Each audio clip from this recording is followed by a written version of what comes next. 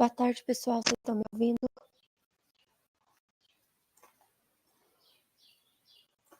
Me vendo?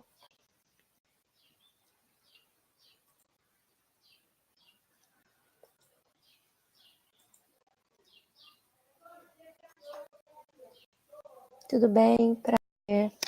Eu sou a professora Natasha. A gente se conhece lá pelo WhatsApp, pelo sistema. E eu acho que agora a gente está um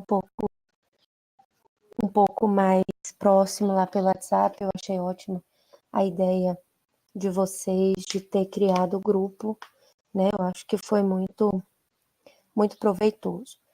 Eu não sei se tem como vocês conversarem também. Como eu falei, é a primeira vez que eu estou usando essa ferramenta, mas qualquer coisa, vocês vão colocando as respostas, as perguntas, desculpa, aí no chat e a gente vai respondendo isso também. Vamos tentar interagir.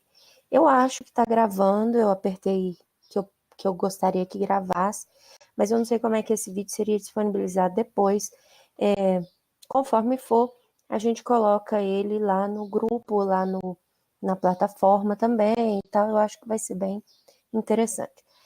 Se vocês tiverem dúvida, pergunta. Se vocês tiverem alguma colocação, pode perguntar, não tem problema nenhum. Vai ser uma conversa bem informal. Vocês estão vendo que eu não estou lá na faculdade, eu estou aqui em casa, né, sentada. Se vocês escutarem um latido, não achem ruim, é a minha cachorrinha que está por aí em algum lugar. Então, vamos fazer isso de uma forma bem interativa, bem light, bem informal. Beleza? Qualquer coisa podem falar. Eu montei uma apresentaçãozinha de PowerPoint. Não sei se vocês conseguem acessar aí. Eu creio que provavelmente isso está aparecendo para vocês em algum lugar.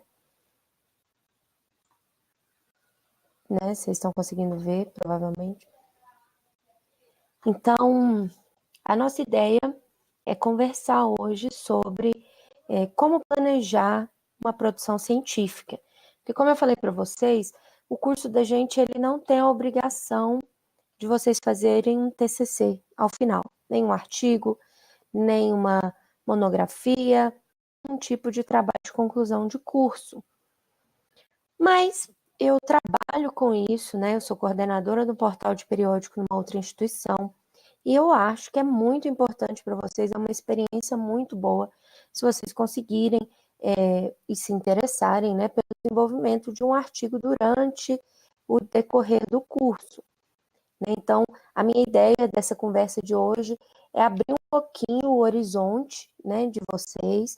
Eu não sei se algum de vocês já fez outra pós, se vocês já têm essa experiência da produção científica, mas a ideia é mostrar um pouquinho, meio que um passo a passo, entre aspas, de como fazer uma boa produção científica, né? Um bom artigo científico, um bom trabalho científico, e talvez vocês consigam levar essas dicas até para o mercado de trabalho, para a empresa onde vocês trabalham, e isso ajude vocês também no dia a dia de vocês, né?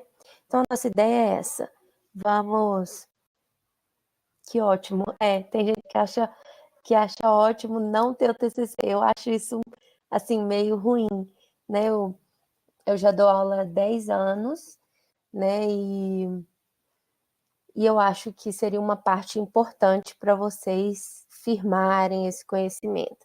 Mas a gente vai tentar aproveitar de outras formas, né? Como, por exemplo, essa questão do artigo. Vai dar certo, se Deus quiser.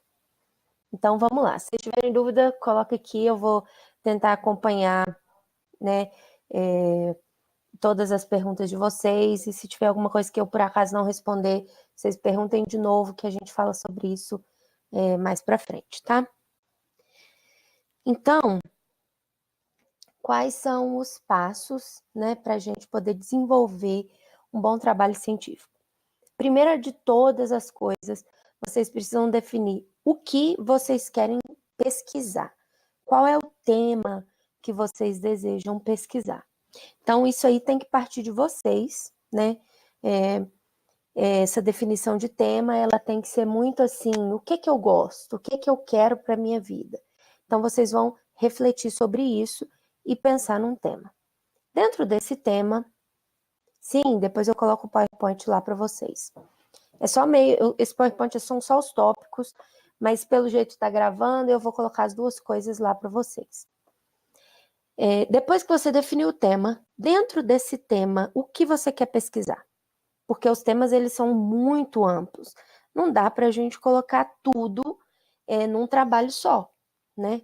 Então, a gente precisa definir, ok, eu tenho esse tema maior e dentro desse tema maior eu quero definir algumas coisas que eu vou pesquisar, né? Então, essas coisas, gente, eu gesticulo muito, né? Então, às vezes vocês vão ver muito eu gesticulando. Não liga não, tá? É assim mesmo. Essas coisas que vocês vão pesquisar, esses subtemas, digamos assim, é o que vai dar corpo para o trabalho de vocês. Então, vão guardando essas coisinhas aí na mente, mas a gente vai voltar. Outra coisa muito importante, vocês têm que começar a escrever já pensando em qual periódico científico que eu quero submeter meu trabalho. Por quê? Dependendo do periódico científico, ele vai ter uma dificuldade maior ou menor para você submeter. Alguns periódicos científicos têm algumas exigências para essa submissão, você não pode submeter qualquer tipo de trabalho, você tem que adequar o seu trabalho às normas da revista. Tem alguns periódicos que não aceitam pessoas que não tenham uma certa titulação. Então, tudo isso você precisa verificar antes de desenvolver todo o seu trabalho. Porque se você não verificar bem, às vezes você monta um trabalho, submete, perde tempo, porque a revista vai demorar para te dar uma resposta, e essa resposta vai ser negativa. Então, a gente tem que evitar ao máximo essa demora da resposta negativa, né? Pra gente se a gente já sabe que o nosso artigo não vai ser aceito na revista X, a gente não tenta ela, a gente já tenta a Y, e assim por diante. Outra coisa, a gente precisa planejar a nossa escrita. Quanto mais planejado estiver, mais rápido a gente consegue desenvolver o trabalho. Às vezes a gente fica assim, não, porque eu acho que eu vou fazer isso, eu acho que eu vou fazer aquilo, mas você não dá uma estruturada, uma encorpada nesse trabalho.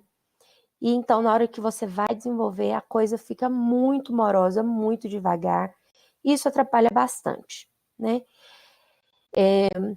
E a última coisa sobre a qual a gente vai falar, assim, mais especificamente, é a pesquisa de fontes. Você não pode pesquisar qualquer fonte, né? Você não pode falar no seu trabalho que você pesquisou, por exemplo. Eu pesquisei na Wikipédia, eu pesquisei no Google, né? Uma coisa assim extremamente ampla. Você tem que pesquisar. Quando você está montando um trabalho científico, acadêmico, etc., você precisa pesquisar fontes confiáveis, fontes científicas comprovadas, né? Que o pesquisador foi lá, ele fez um trabalho de campo, por exemplo, ou ele fez uma pesquisa de laboratório, ele levantou dados, ele confirmou aquela teoria e aí ele trouxe isso para você. Então a gente vai falar sobre essas coisas. Se eu estiver falando muito rápido, vocês falam que a gente diminui um pouquinho o ritmo, tá? Então, sobre a definição do tema. Você precisa parar, refletir, pensar, falar assim, qual é a minha área de afinidade? O que eu quero pesquisar? Né? O que eu sei pesquisar? Sobre o que eu sei falar? Porque não adianta nada você, por exemplo, está estudando aqui inteligência artificial, essa é o curso que você escolheu, é a área que você pretende seguir, mas aí você pega e vai fazer, por exemplo, e inventa que você quer fazer um trabalho sobre cabeamento de rede. Uma coisa tipo norte-sul da área que a gente está pesquisando, né? E às vezes você não tem afinidade com essa área de cabeamento de rede, por exemplo. Então, não é muito interessante você estar mexendo com essa área, porque ela vai demandar um tempo muito maior de pesquisa. Porque se você não tem afinidade com a área, ou se você já não trabalha com ela, você vai ter você vai gastar um tempo muito maior para poder pesquisar coisas pertinentes, porque você vai ter que aprender tudo aquilo antes de você começar a escrever. isso pode te atrapalhar um pouco. Então, o ideal é que você escolha um tema que você goste, um tema que você tem facilidade, que você já tenha um conhecimento prévio, um tema que você vai ter prazer na hora de escrever, né? Uma coisa que você vai gostar bastante de fazer, para não se tornar um trabalho assim maçante, aquele trabalho difícil que você começa a fazer e de repente você se perde no meio do caminho porque você não sabe mais para onde ir. Você chega em algumas encruzilhadas no trabalho que você não sabe mais para onde é que você vai seguir, né? Então, vamos escolher tema com o qual a gente consegue tratar bem, a gente consegue conversar bem sobre ele, aquele tema que você senta assim com o seu amigo e fala 2 horas sobre ele, né? Então, esses são os temas ideais. Se você quiser pegar um muito difícil, que você não tem conhecimento nenhum, ótimo, não tem problema. Mas saiba que você vai ter um pouquinho mais de dificuldade na hora de fazer. Pronto, você escolheu qual é o seu tema, agora você tem que definir dentro desse tema o que você vai pesquisar, né? Então, você tem que definir o escopo do seu trabalho. O escopo você tem que responder essas 5 perguntinhas. O que eu vou pesquisar? Como que eu pretendo pesquisar isso?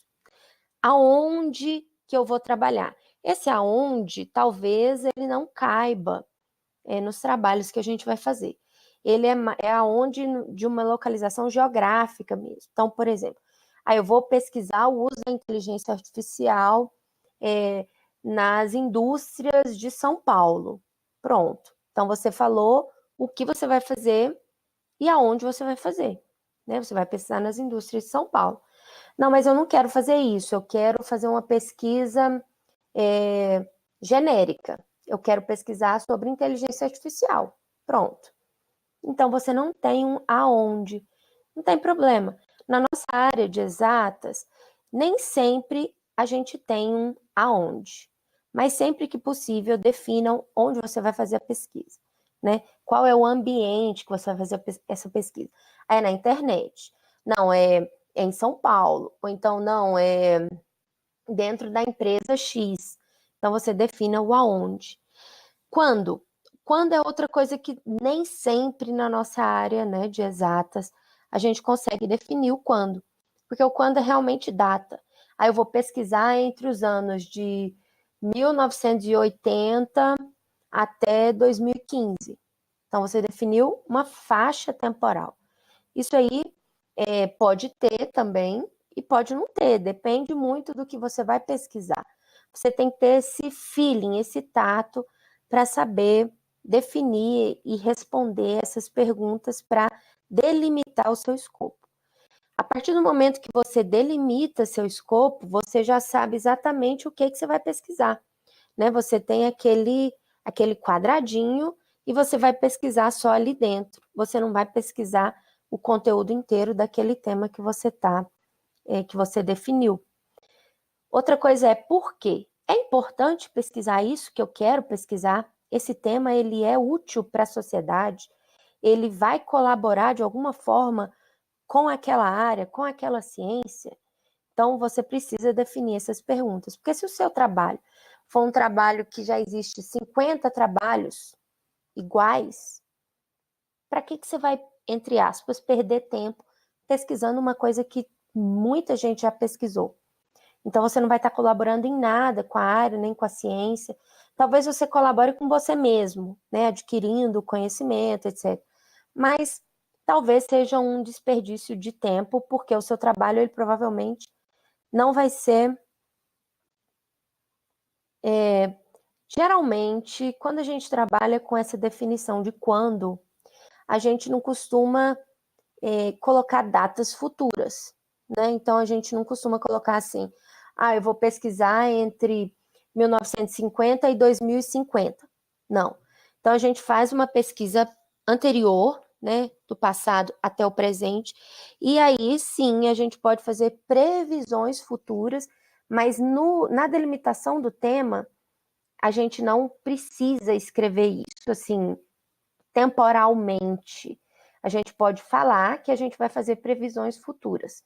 A partir desse estudo, no período X, a gente vai fazer predições do futuro em cima dessa pesquisa anterior, né?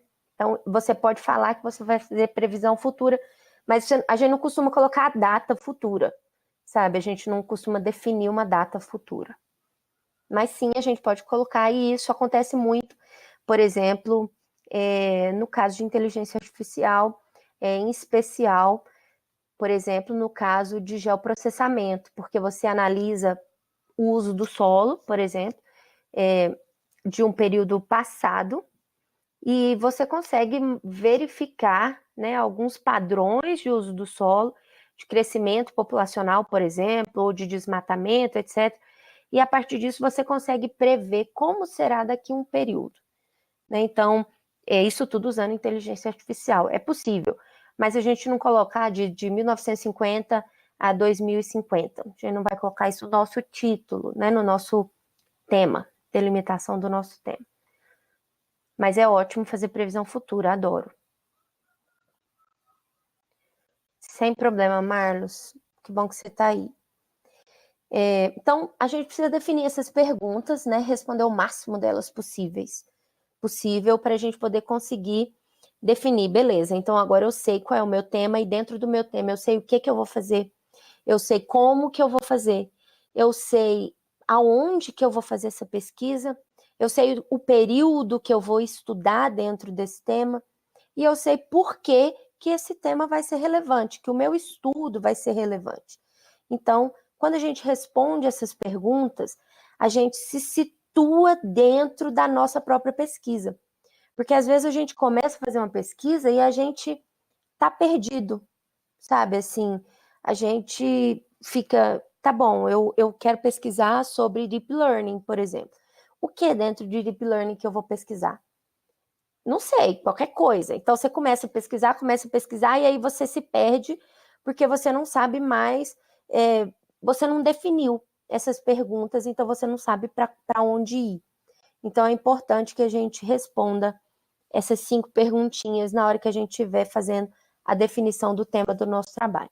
E geralmente, uma dica importante, geralmente, as respostas dessas 5 perguntas vão ser o título do nosso trabalho.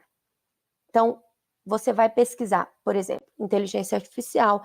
Eu vou fazer uma pesquisa sobre inteligência artificial para pesquisar o uso do solo no estado de Goiás nos anos de 1980 até 2010,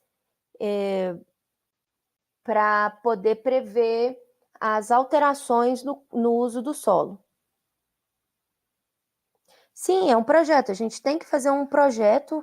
Jorge, gente, para quem não sabe, ele vai ser tutor do nosso curso, né?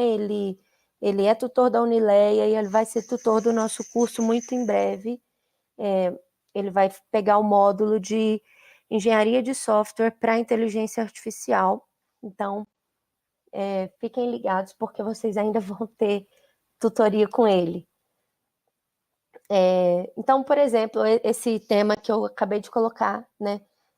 Engenharia, eu vou fazer uma pesquisa de inteligência artificial utilizando Deep Learning para poder verificar o uso do solo no estado de Goiás entre 1980 e 2010, a fim de descobrir o uso, as alterações de uso do solo. Então, vocês viram que as 5 perguntas estão respondidas e isso vira o título do meu trabalho, né? Então, vocês respondendo as perguntas, você já consegue definir o seu tema, o seu escopo e ainda definir o título do seu trabalho. Quanto à aceitação científica de algo que é muito novo, é legal para pesquisarmos, mesmo com pouco. É muito legal, Lucas. O Lucas também, ele é um aluno meu de graduação em outra instituição, então é bom essa interação entre vocês também. Ele está fazendo o TCC dele na área de inteligência artificial, Deep Learning, então eu achei legal convidá-los também para participar.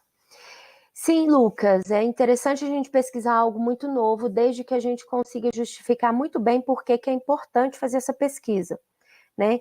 Então, quando você traz uma coisa nova, você tem que mostrar por que interessante, por que é útil pesquisar essa coisa nova. Né? Então, eu quero pesquisar, por exemplo, o buraco negro, lá que é aquela cientista, não lembro o nome dela, mas que ela conseguiu tirar uma foto esses dias, né, umas semanas atrás. Por que é importante pesquisar o buraco negro?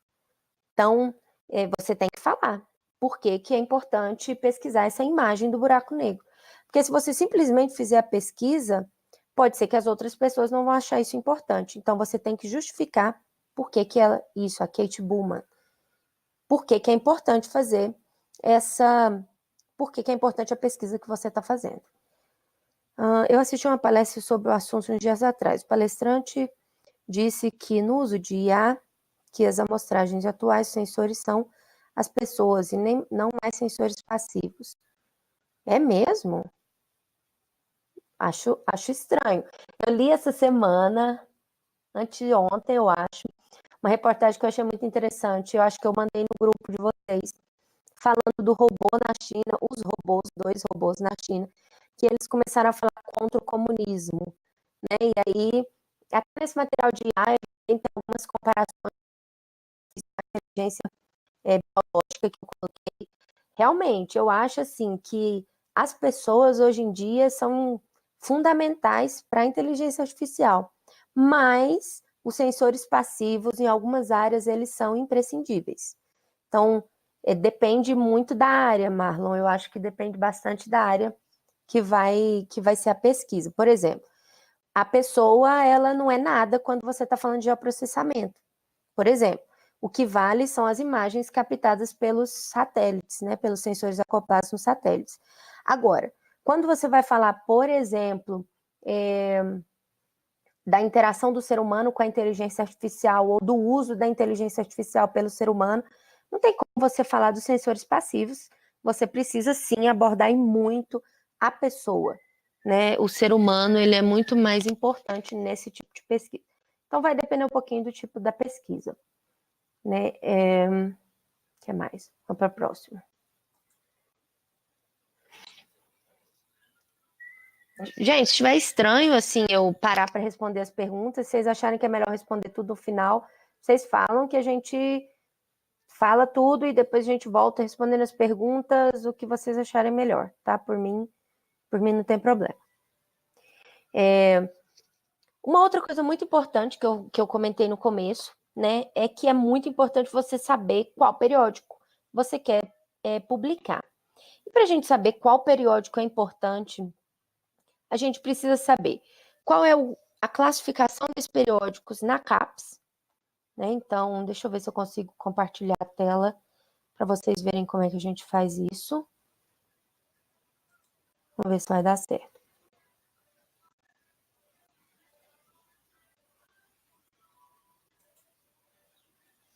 Tá abrindo alguma coisa aqui, a gente vê agora se dá certo. Então, a gente precisa saber qual é a classificação desse periódico no Qualis CAPES, porque é muito importante que o periódico ele seja bem qualificado na CAPES, porque senão a gente não vai conseguir. Às vezes a gente manda para um periódico e esse periódico ele é fraco, né?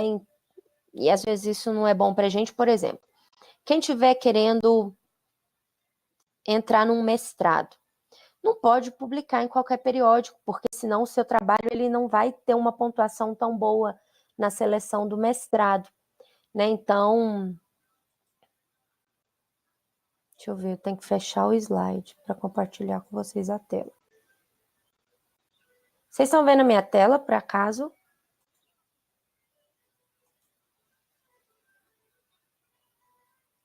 Não, calma, agora foi, eu acho. Pronto, a tela veio aqui agora. Nossa, gente, esse aplicativo é muito legal, adorei. Esse Go Brunch. Agora sim. Ixi, um monte de telinhas. É o seguinte, para ver a classificação do periódicos na CAPES, a gente vai acessar esse site, lá no slide tem o link, então vocês vão conseguir pegar o link lá. E vocês sempre vão vir aqui na classificação, vocês vão vir na mais recente, né? nesse caso é o quadriênio de 2013 a 2016. Você pode pesquisar pela área de avaliação, né? Vamos começar de novo aqui, porque eu deixei aberto e não olhei.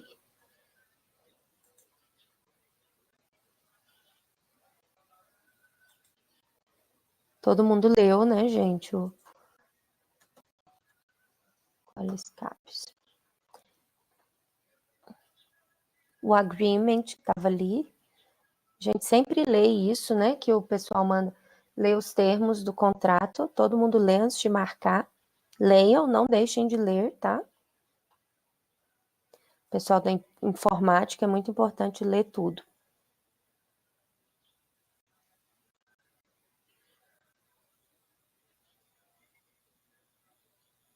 Pronto.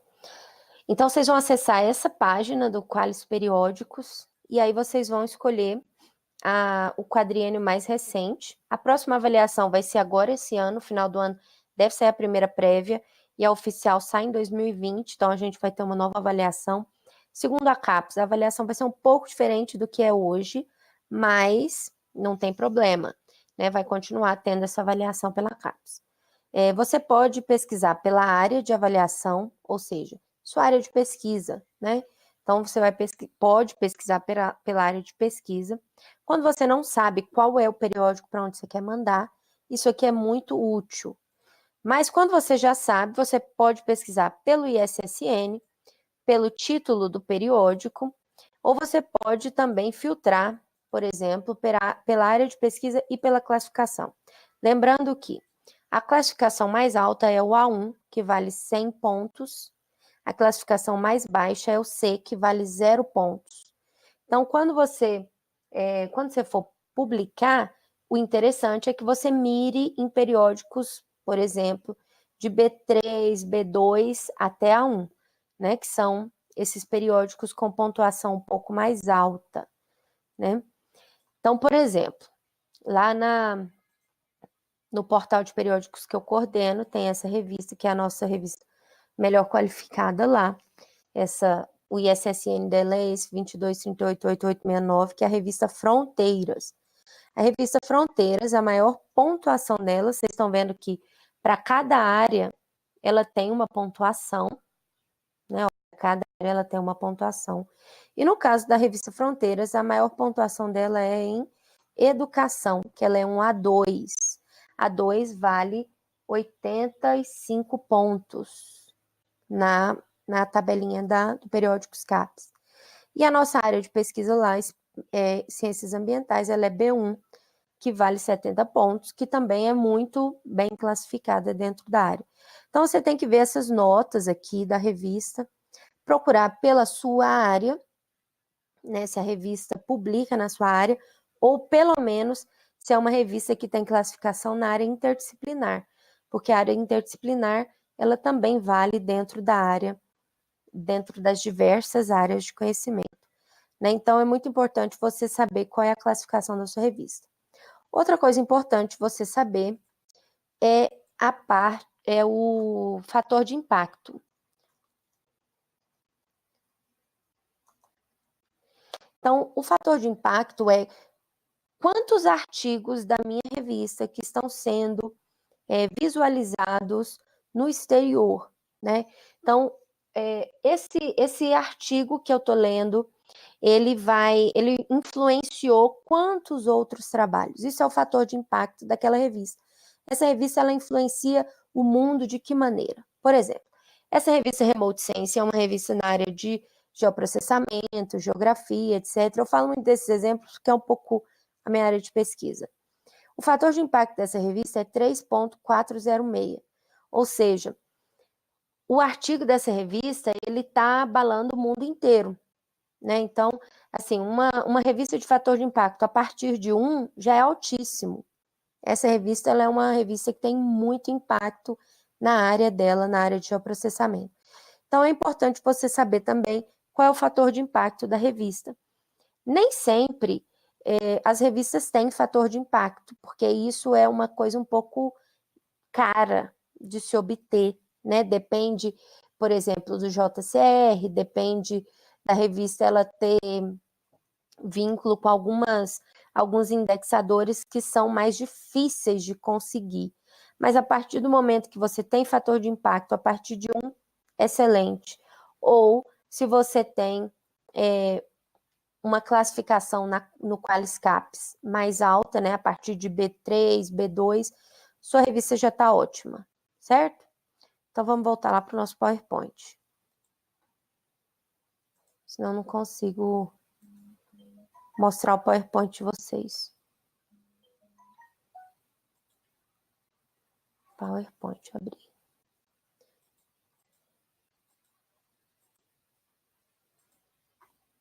Certo. Então, eu já falei de tudo isso aqui, né?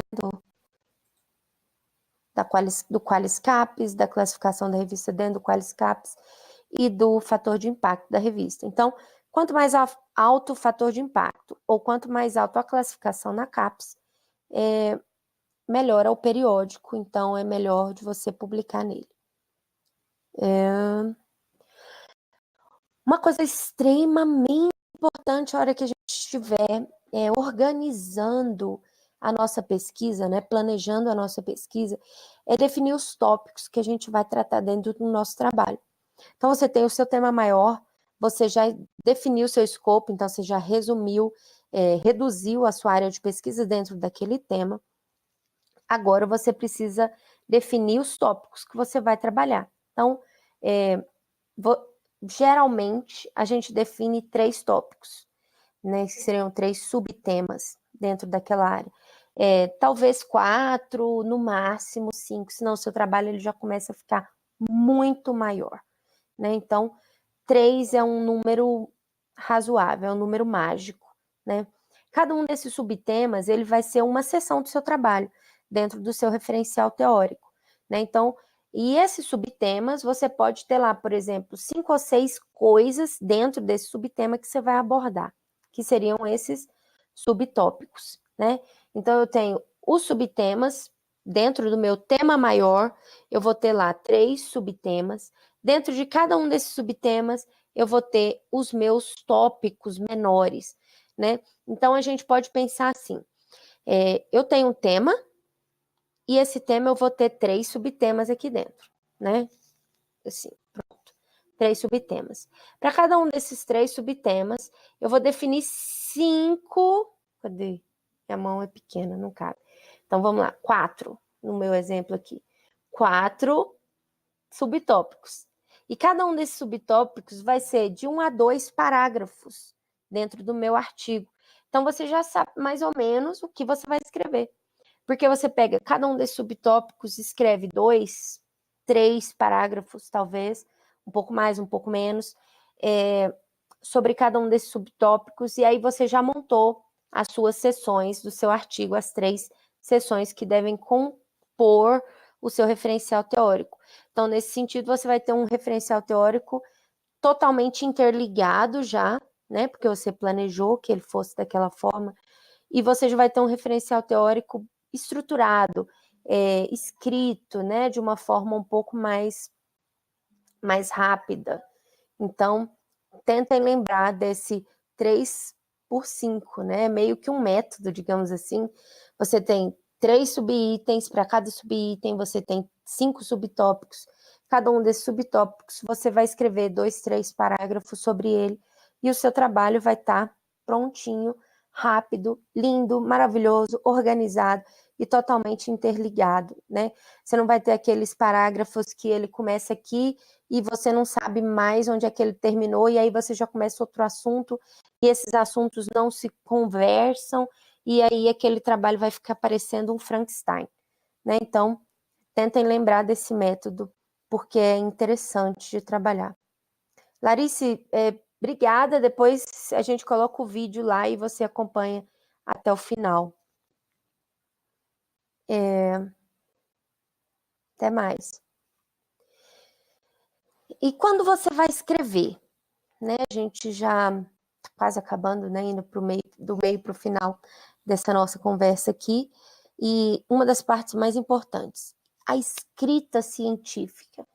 A gente não pode sair escrevendo um monte de coisa tirada de dentro da nossa cabeça e falar que aquilo é escrita científica. Nosso trabalho ele tem que ser organizado geralmente da seguinte forma. Primeiro, uma introdução. Essa introdução ela vai conter a justificativa para o tema. Essa justificativa é o que vai falar para o seu leitor por que você está pesquisando aquilo e por que aquilo é importante. Porque senão ele vai ler o seu trabalho e vai falar, isso aqui não me interessa, não é importante para mim, não tem colaboração nenhuma. Então você tem que fazer uma justificativa muito boa. É uma das principais partes do seu trabalho, é a justificativa. Outra coisa que tem que ter dentro da introdução é o problema. Qual é o problema que você está tentando resolver? Eu quero saber por que o desmatamento na Amazônia está acontecendo. Então, esse é o seu problema, né? Como observar o desmatamento da Amazônia, por exemplo. O problema, lembrem-se, é sempre uma pergunta, porque você vai tentar responder. Por isso que, geralmente, as pessoas chamam de pergunta-problema, né? Porque é aquilo que você vai responder com o seu trabalho, né? O seu trabalho, ele vai ajudar na solução dessa resposta, dessa pergunta, desse problema específico. E aí você tem os objetivos geral específicos. O objetivo geral, se você atingir esse objetivo, você vai estar respondendo a sua pergunta-problema. Então, eles são interligados, o seu objetivo geral com a sua pergunta-problema. Os seus objetivos específicos são os passo a passo que você tem que desenvolver dentro do seu trabalho para poder chegar ao seu objetivo geral. Então, é assim que a gente organiza o nosso trabalho entre justificativa, problema de pesquisa e os objetivos geral específico. O tópico de materiais e métodos, ele pode estar dentro da introdução ou ele pode ser uma seção separada do seu trabalho, depende de como você quer trabalhar esse tópico de materiais e métodos. Na parte de materiais e métodos, você vai explicar tecnicamente como que você vai fazer sua pesquisa. Aí eu vou fazer uma pesquisa bibliográfica, mas eu vou fazer também, vou desenvolver uma rede neural, então você explica como que vai ser desenvolvida, quais são as funções que você vai usar, qual é a linguagem de programação que você vai usar. Por exemplo, se você for fazer um teste de performance, você tem que especificar toda a configuração de hardware da máquina. Você tem que demonstrar passo a passo, explicar passo a passo como que vai ser sua pesquisa, para que outra pessoa que estiver lendo o seu trabalho e que pretenda replicar esse trabalho, se ela seguir esse passo a passo dos seus materiais e métodos, ela tem obrigatoriamente que chegar na mesma resposta que você, né? Então, tem que ser bem minucioso, bem explicadinho a parte dos seus materiais e métodos, e bem técnico, né? Você vai falar, olha, eu vou usar isso, isso e isso, eu vou usar esse hardware, eu vou usar esse software, essa linguagem de programação, ou então, não, eu não vou fazer programa nenhum, eu só vou fazer uma pesquisa bibliográfica. Então, você tem que falar onde que você vai pesquisar, quais suas bases de dados. Eu vou fazer um estudo de caso. Qual empresa que você vai pesquisar? Qual é o caso que você vai pesquisar? Você tem que explicar direitinho quais são, como que você vai fazer o seu trabalho, né? Como que isso vai ser desenvolvido. A parte de referencial teórico, como eu acabei de falar para vocês, você vai usar aquela regrinha do 3:5, né? Então, você vai pegar e vai escrever aqueles temas, os seus 5 subtemas, os seus 3 subtemas e os subtópicos de cada um desses subtemas. Esse corpo teórico é o que vai entrar dentro do seu referencial teórico. Então, o referencial teórico são todos os conceitos escritos, né, que são necessários para o desenvolvimento da sua pesquisa. Você vai usar Deep Learning, por exemplo, igual o material que eu montei lá para vocês. Então, você vai ter que falar rapidamente, por exemplo, uma parte sobre IA. Dentro de IA, você vai englobar inteligência artificial, machine learning, redes neurais artificiais. Aí você pode ter um seu capítulo sobre o seu subtema, né, sobre Deep Learning. Aí dentro de Deep Learning você fala qual é o tipo de rede que você vai usar. Aí eu vou usar convolucional, eu vou usar recursiva. Qual que você vai usar? Vou usar as redes generativas. Então, você escolhe, você vai falar sobre isso. E aí você vai falar, você vai usar Deep Learning para quê? Aí você fala também sobre esse tema aonde você vai aplicar o Deep Learning. Então, seriam os seus 3 subtemas, e dentro de cada um deles, você vai falar os seus subtópicos. Vamos, Marlos, eu planejo unir IA com o IoT, usando o Arduino e um aprendizado de sequência de ligamento e desligamento das lâmpadas da sala, quarto, cozinha da minha casa. Ótimo isso, super útil. De modo que o algoritmo aprenda qual a sequência diária mais usada pelos moradores da casa. Quanto tempo ficam com a luz acesa na cozinha, nos quartos, sala, em quais períodos do dia. E que o Arduino execute e faça as lâmpadas ligarem naquele determinado horário. Muito legal. Muito revolucionário. Eu acho que isso vai ser extremamente interessante. Não é só acender quando está escurecendo, é uma coisa mais legal. Achei massa. Eu acho que vai dar certo. Nesse caso, por exemplo, você teria dentro do seu referencial teórico, né? Um subtema falando sobre IoT, um sobre o Arduino, por exemplo, né? E um sobre IA. Aí dentro deles você vai escolher os 5, por exemplo, 5, 6 tópicos mais importantes que são essenciais para o desenvolvimento do seu trabalho, e você vai falar sobre esses tópicos. Isso vai ser seu referencial teórico. Dentro dos seus materiais e métodos, você vai falar qual é o tipo da sua placa Arduino, quais os sensores que você vai ter que utilizar, como é que vai ser esse seu servidorzinho da sua rede neural. Então, você vai explicar tudo isso. Você pode pôr os esquemas, né, o desenho da sua plaquinha, por exemplo, né, quais as linguagens que você vai usar, a linguagem Arduino para isso, para isso, para isso. A linguagem, por exemplo, Python para tal e tal coisa da rede. Então, você vai definir cada uma dessas coisas técnicas que você vai usar dentro dos materiais e métodos. Por exemplo, além de materiais e métodos, pode ser incluído nessa área também, nessa parte de materiais e métodos, a área de estudo, para quem estiver fazendo uma pesquisa que tenha aquela pergunta onde, que a gente falou, né? Então, você vai definir, Goiás, por exemplo. Então, o estado inteiro de Goiás, você tem que ter um mapa do estado, falando aonde que é, com referência ao Brasil, etc. Então, tudo isso vai entrar dentro de materiais e métodos. A última coisa que a gente vai ter, penúltima, né? Porque a última seria a conclusão. Penúltima coisa que a gente vai ter no nosso trabalho é a parte de análise e discussão dos resultados. Nessa parte é onde você vai explicar como que você fez, né?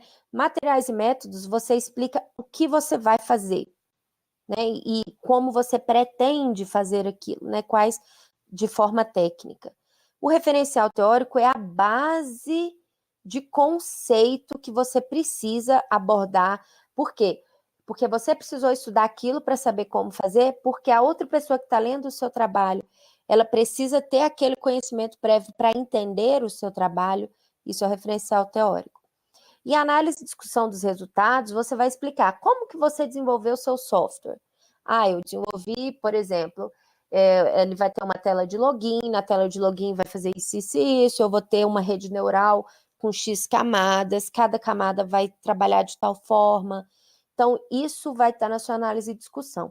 A análise e discussão, ela é meio que você pegar a base teórica do referencial teórico, jogar dentro da parte técnica que você especificou nos seus materiais e métodos e explicar como que você fez essa junção das duas coisas.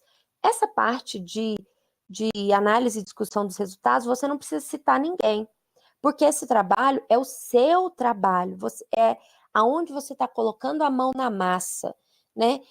Como que você está fazendo é a sua contribuição para a ciência. Como que você fez essa contribuição?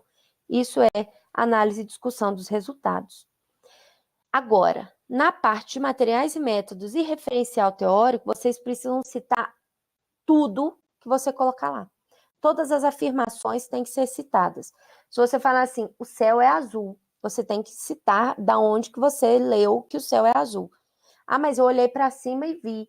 Então, você vai citar o céu é azul, entre parênteses, Deus, criação do mundo, por exemplo. Sei lá, é claro que isso é um pouco exagerado, mas é mais ou menos isso. Você tem que citar tudo, tudo, tudo, tudo tem que ser citado, né? Não tem como você.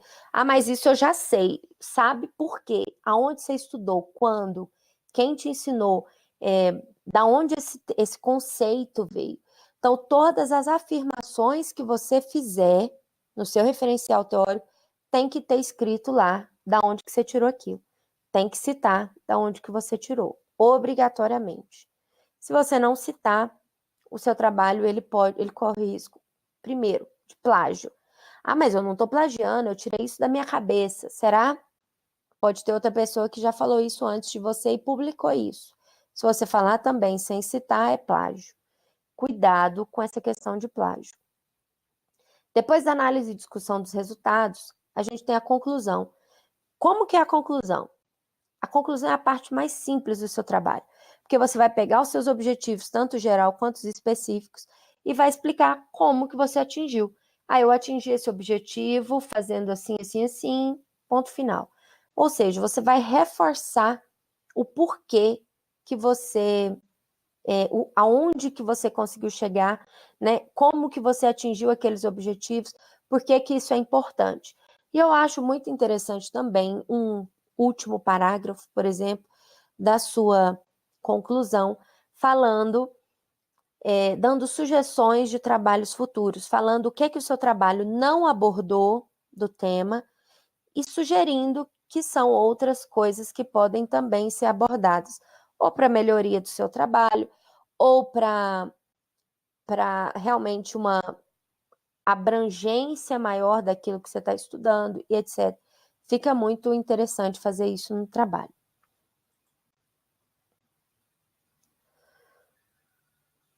Coitado de vocês, hein? Há 1 hora já me ouvindo falar, mas estamos no finalmente. A pesquisa de fontes, você não pode pesquisar qualquer fonte para o seu trabalho, não pode ser qualquer site que você vai citar no seu trabalho. Tem que ser fontes confiáveis. Então, eu coloquei aqui algumas sugestões, mas é claro que, por exemplo, se você tiver um livro impresso na sua casa, ele é uma fonte confiável. Então, isso depende muito, mas aqui são algumas online que vocês podem pesquisar, porque vai dar bom. Então, por exemplo, Google Acadêmico é igual ao Google, só que são fontes confiáveis, né? Então, quando você está fazendo um trabalho científico, é muito bom que você pesquise no Google Acadêmico ao invés do Google normal. Periódicos CAPES é uma base de vários periódicos, tem muitos grátis, né? A maioria deles grátis, que você consegue acessar e pegar vários trabalhos, você pesquisa pelo tema que você quer e você consegue acessar vários artigos, livros, etc., para você pegar informação para o seu referencial teórico. Tem a Cielo, que provavelmente vários de vocês, se não todos, né, já conhecem, que é que é uma base de dados nacional, né? Mas é enorme, ela é reconhecida mundialmente, e lá tem vários periódicos, né, que tem artigos para vocês pesquisarem. A Scopus também é um indexador internacional muito bom. Ultimamente ele anda com um impacto muito grande comparado ao Web of Science, né, ao JCR. Então é importante se vocês quiserem pesquisar nele também. E o Redalic, que é um indexador da América Latina, que também tem várias revistas, né, por aqui para vocês darem uma olhada, e tem uma infinidade de outros, né? Eu coloquei os 3 pontinhos porque desde que você não pesquise, por exemplo, Wikipédia, Blogspot, WordPress, sei lá, uma coisa que tipo a pessoa criou da cabeça dela, né? Você pode colocar os autores. Ah, professora, mas isso aqui eu só tenho o site do fabricante. O site do fabricante é... Peraí, acho que eu fiz bobeira. O site do fabricante é confiável. Ele que fabricou. Ele sabe o que ele fez, né? Então, é confiável. App Researcher. Nunca vi esse aplicativo, Edson, mas depois manda o link pra gente lá no grupo, porque talvez possa ser interessante. É aplicativo de celular mesmo? Interessante. Ó, depois a gente olha esse app Researcher aí também, porque isso é importante. O que o Edson acabou de falar, quase nada em português. Se você pretende ser um cientista, né, fazer uma pesquisa, entrar num mestrado, num doutorado, fazer uma pesquisa nesse sentido, tenha em mente que é muito importante saber um segundo idioma, em especial o inglês, né? Hoje em dia não é mais assim um diferencial. Eu acho que é quase que uma obrigação.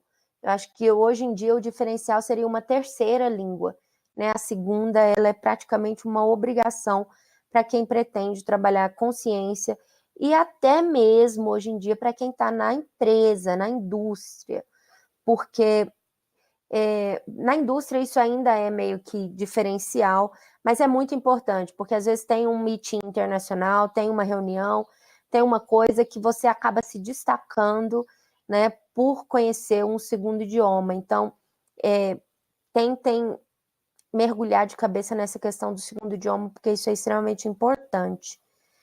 Pelo menos, assim, se você tem uma dificuldade de falar, pelo menos que você consiga ler, né? Talvez escrever alguma coisa, se comunicar de alguma forma num segundo idioma. E, para finalizar, aconteceu alguma coisa.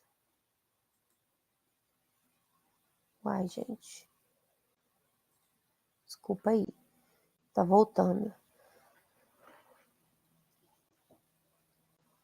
Desculpa. Para finalizar, links úteis. Muito importante. Pensem nisso. Um link útil, extremamente útil, é o Sci-Hub. Não sei se vocês conhecem.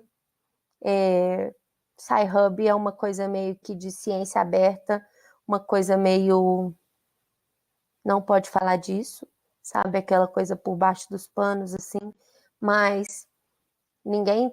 se vocês falarem que eu falei, eu falo que é mentira de vocês, tá? Então, pensem nisso. Sci-Hub, ele é um site que você coloca lá, por exemplo, o link, o DOI do artigo ou o link desse artigo online, e ele vai desse artigo bloqueado, aquele artigo que você não consegue acessar se você não pagar aí muitos dinheiros por ele, né? Para você não pagar os dinheiros por ele, você vai lá no Sci-Hub, coloca o DOI e você consegue acessar, ele desbloqueia esse trabalho para você. Então é um link muito útil o Sci-Hub.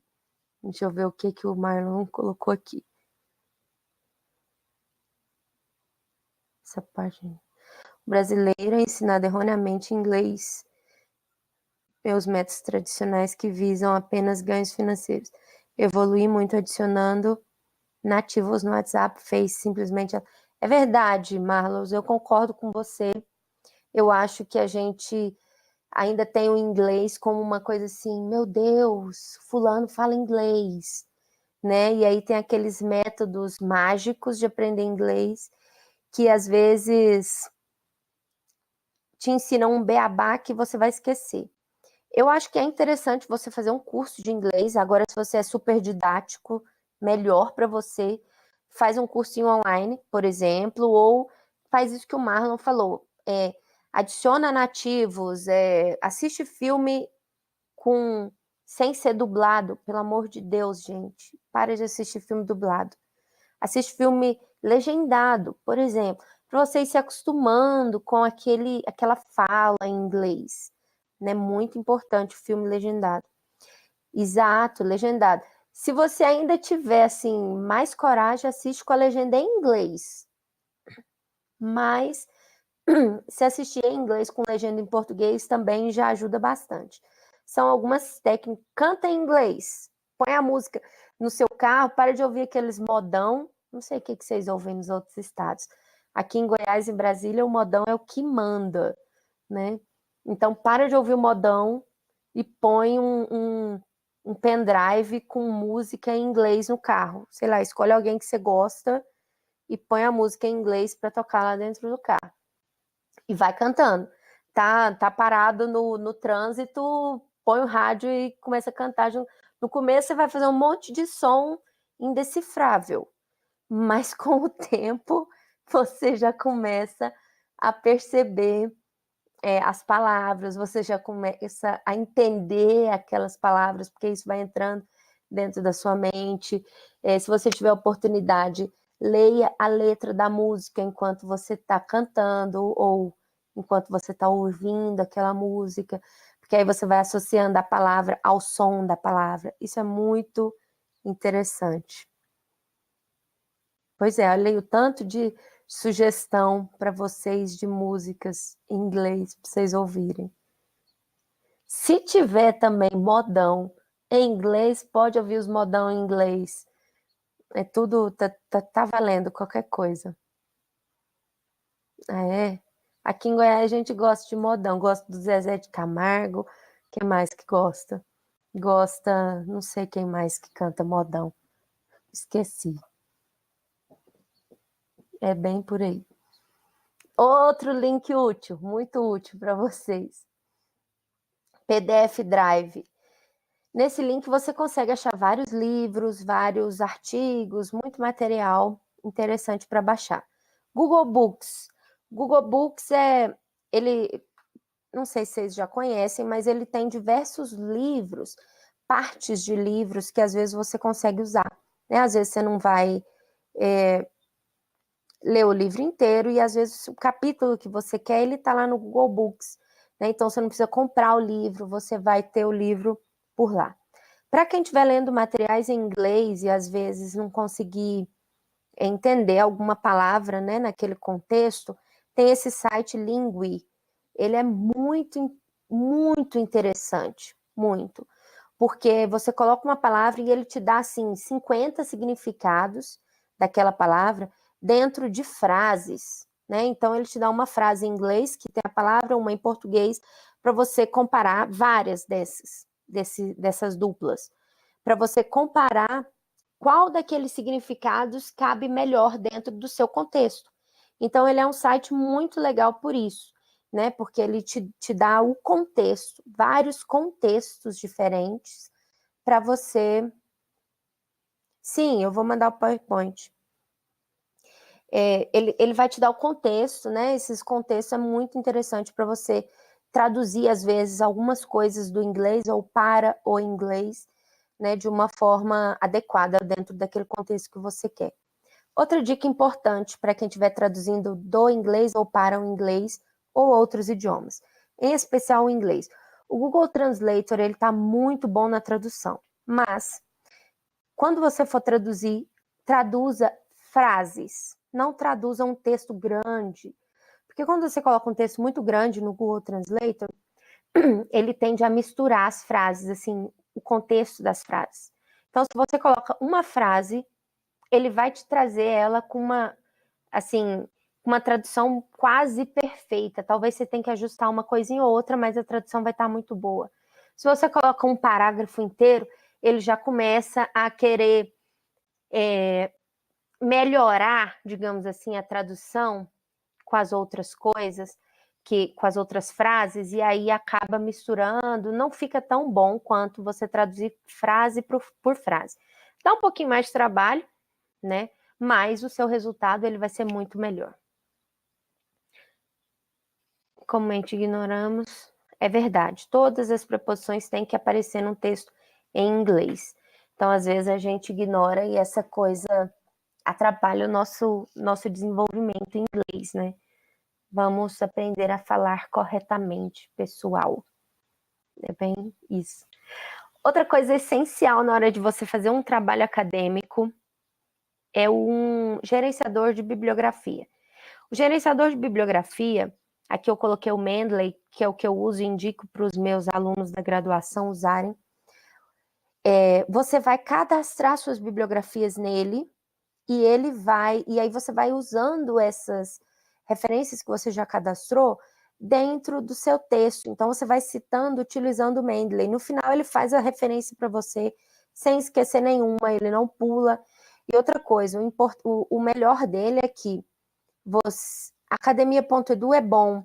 O academia.edu Hoje em dia ele está bem mais utilizado, o ResearchGate também, né? O ResearchGate, ele é bem parecido com o academia.edu. São sites onde o próprio pesquisador publica o trabalho dele, né? Então ele meio que divulga o próprio trabalho. Então ele é um pouco mais limitado, por exemplo, do que o Redalyc, do que a Scopus ou a Cielo, porque depende do pesquisador publicar o trabalho lá, né? Mas é interessante porque tem muitos trabalhos lá que são realmente trabalhos científicos, nem todos, porque às vezes a pessoa, por exemplo, não publicou e coloca lá, como se tivesse publicado. Então é interessante que quando você baixar um trabalho, você olhe qual a revista, esse trabalho tem escrito lá qual é a revista, qual é a publicação, o ano, o volume, as páginas, tudo isso. Se tiver, beleza, é um trabalho que foi publicado, é um trabalho que está valendo. Né? Tem o I3E, que é outra base de dados interessante. Então, é muito bom pesquisar nessas bases de dados. Tem o academia.edu, o ResearchGate, o Google Acadêmico tem revistas que tem, além do próprio autor, né, colocar o trabalho, e dele fazer a pesquisa no Google como um todo, né, na internet como um todo, para trazer trabalhos mais relevantes, trabalhos científicos mais relevantes. Tem também a possibilidade do próprio pesquisador publicar o trabalho no Google Acadêmico e das revistas publicarem os trabalhos no Google Acadêmico. É muito amplo, né? Mas todos esses valem a pena. A gente só tem que tomar cuidado de saber se o trabalho ele realmente foi publicado, ou seja, se é um trabalho que realmente tem relevância científica. Se tiver, está valendo. Qualquer uma dessas bases de dados, foi bom você lembrar do academia.edu e do ResearchGate. Quem por acaso estiver realmente pensando em trabalhar com pesquisa, desenvolvimento de material, mestrado, etc., essas coisas, artigos, é interessante criar uma conta no academia.edu e no ResearchGate para estar publicando os próprios trabalhos. Vale a pena. Voltando ao Mendeley, é muito importante, eu sugiro que vocês façam essa conta lá. E se vocês quiserem, né, eu já tenho uma biblioteca bem grande na área de IA, que está lá cadastrada no Mendeley, e aí vocês podem mandar depois, ou no privado, ou lá no WhatsApp, não sei, o nick, né, o e-mail que vocês têm cadastrados no Mendeley, que aí eu vinculo vocês lá no meu grupo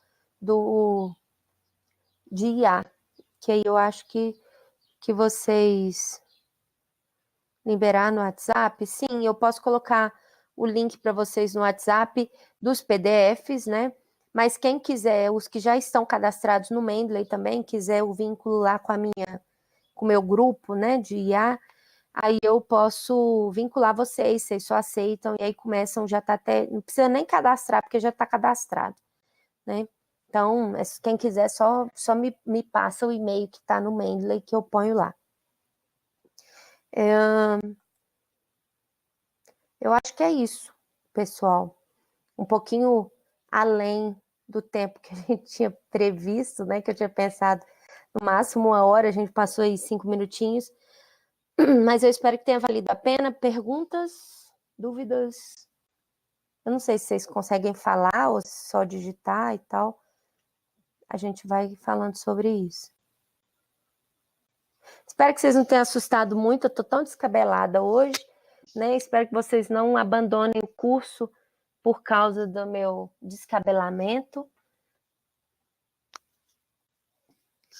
Espero que a nossa conversa tenha sido muito proveitosa, que vocês aproveitem, né, dessas dicas. São algumas dicas básicas e já vão pensando num tema, né, para a gente tentar desenvolver um artigo no curso. A gente tem, para algumas pessoas, né, quem começou lá no comecinho, a gente ainda tem 3 disciplinas, né, essa de Deep Learning que está acontecendo, Reinforcement Learning, que é a próxima, e levando IA para a produção. né? Então seriam ainda mais essas 3 disciplinas. Para quem começou um pouquinho depois, talvez tenham algumas disciplinas a mais, né? Então, eu acho que dá muito tempo, né? Em 3 meses, pelo menos, para a gente fazer, mas o fim do curso também não significa que a gente precisa encerrar totalmente as nossas conversas, né? Então, acabou o curso, vocês têm lá meu WhatsApp, né? Todo mundo está lá no grupo do WhatsApp, pode adicionar, não tem problema. E a gente pode conversar também posteriormente, sem problema nenhum. Eu não sei, Marlos, como é que funciona a disciplina optativa na Unileia. Eu posso tentar saber, mas eu realmente não sei. Jorge, você sabe alguma coisa sobre isso? Tenho que atualizar o currículo Lattes para publicar? Não obrigatoriamente, mas é interessante que vocês mantenham sempre o currículo Lattes atualizado. Mas não obrigatoriamente. Acho interessante manter o grupo mesmo depois do término. Eu também acho. Eu acho que a gente podia manter o grupo depois do término do curso, né? E aí, tipo assim, as pessoas que forem a gente utilizar o grupo forever, né? E as pessoas que forem terminando continuarem no grupo, não tem restrição nenhuma, eu acho, né? A gente continua conversando, trocando materiais, etc. Eu acho que é muito bom. E trocando essas experiências, né? Eu estou aberta a auxiliar vocês no que for necessário e no que for possível na questão da produção científica também, né? As próximas disciplinas não são muito da minha área, né? A gente vai ter outros tutores entrando, mas eu espero, assim, ter colaborado com vocês. Falado demais, né? Vocês já estão cansados de me ouvir hoje.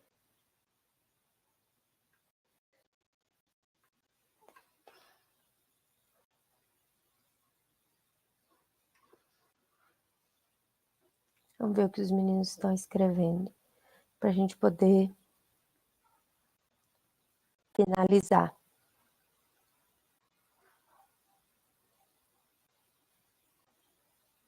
Que bom.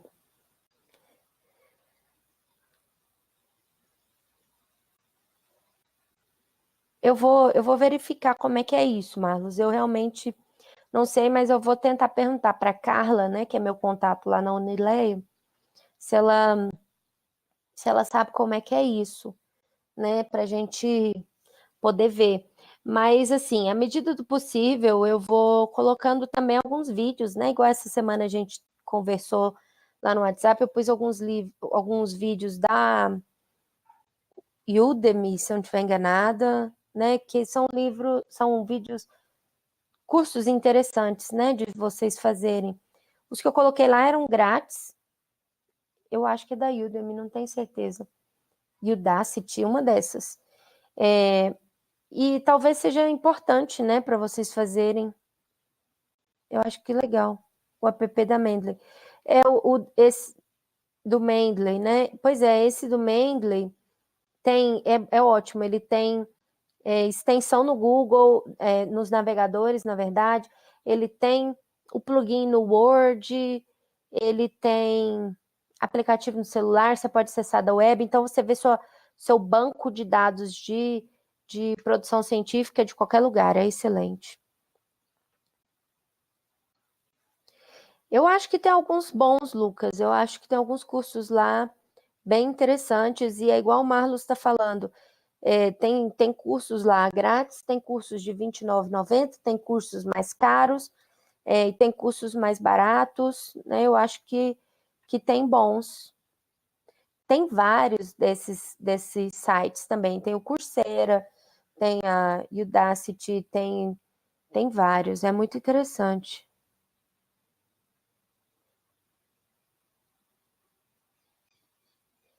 E são cursos bons, né? São cursos que levam bem vocês a pensar.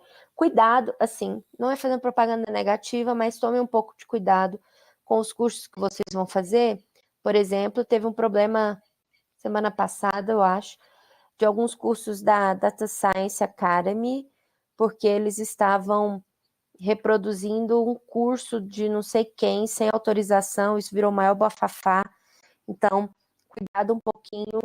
E tem um livro da Data Science Academy que eu até citei no trabalho, no material de Deep Learning, né, da pós, que eu acho que a gente tem que olhar para ele com um olhar um pouco crítico, porque eles realmente não citam ninguém, né? E como teve esse incidente de plágio lá, deles só traduzirem um material, né, sem nem falar que tinha um original em inglês, a gente tem que tomar cuidado para a gente não estar replicando o plágio dos outros e acabar, sei lá, sendo meio que colaborador, né, desse tipo de coisa, para não ter problema para a gente depois, né? Então, vamos olhar para esses materiais com um pouquinho de cuidado. Mas tem algumas outras instituições que estão bem fortes, né? Tipo essa Udacity ou a Udemy ou algumas outras, né? Inteligência artificial e machine learning, legal. Muito bom. Tem alguns de Python. Eu também estou aprendendo a Python agora, então eu acho que é legal, né? Assistir os videozinhos lá, os cursos. Tem alguns frees.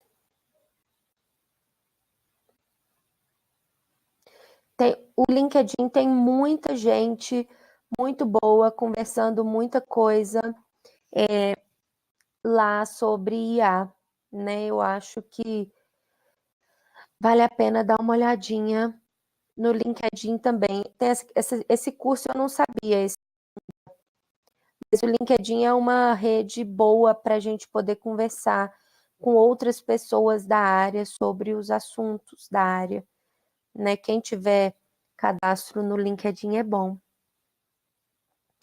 Exato, eu acho que IA é uma coisa que não tem volta, né? Daqui para frente só vai evoluir, né? Então eu acho que é melhor a gente acabar se especializando enquanto o mercado ainda não está saturado. Você tem razão, Marlos, porque a partir do momento que começa a entrar muita gente, às vezes gente muito ruim, e começa a estragar o nosso meio de campo, né, das pessoas que realmente estão interessadas em fazer aquela área da ciência evoluir. Então é bom a gente se firmar no mercado enquanto a maré tá alta, né? Enquanto a maré tá para peixe. Eu acho que é bom a gente dar uma olhada nisso, sim. Tem razão.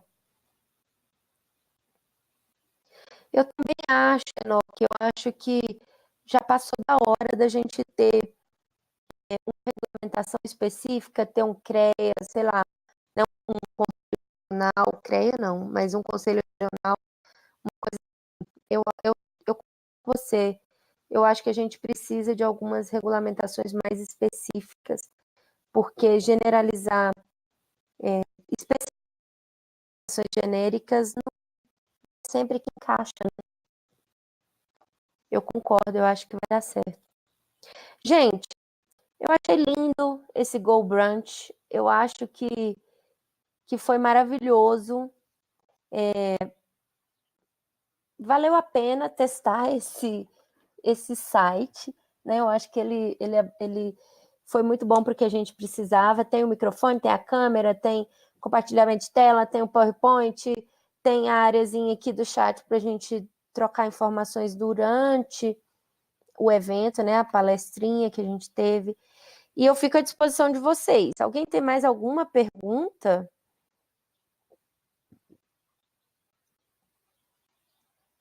Porque se vocês não tiverem, a gente encerra por aqui e continua conversando nos outros canais, né? Lá no Whats ou na sala do tutor, né? Ou no caso dos meninos da graduação, presencialmente, se for o caso.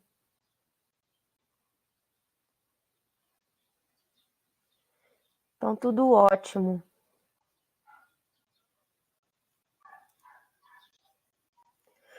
Foi maravilhoso, foi excelente ter vocês por aqui. Eu acho que esse pode ser um primeiro vídeo, talvez de vários outros que a gente consiga fazer, né? A minha ideia é pedir que os tutores façam alguns vídeos para vocês nas próximas disciplinas, né? Pelo menos assim, esclarecendo alguns pontos, né, do material ou se apresentando para vocês, né, mostrando quem é o tutor para vocês ficarem um pouco mais confortáveis, né? Então eu espero que esse tenha sido um vídeo bom e que a gente consiga fazer outros daqui para frente, na medida do possível. Que vocês precisarem de mim, tô por aí. Beleza? Eu não sei como fecha essa sala.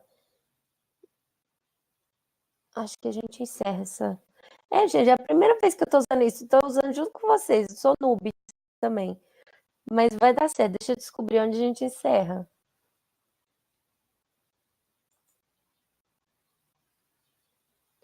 Tchau, gente. Até mais. Acho que é aqui.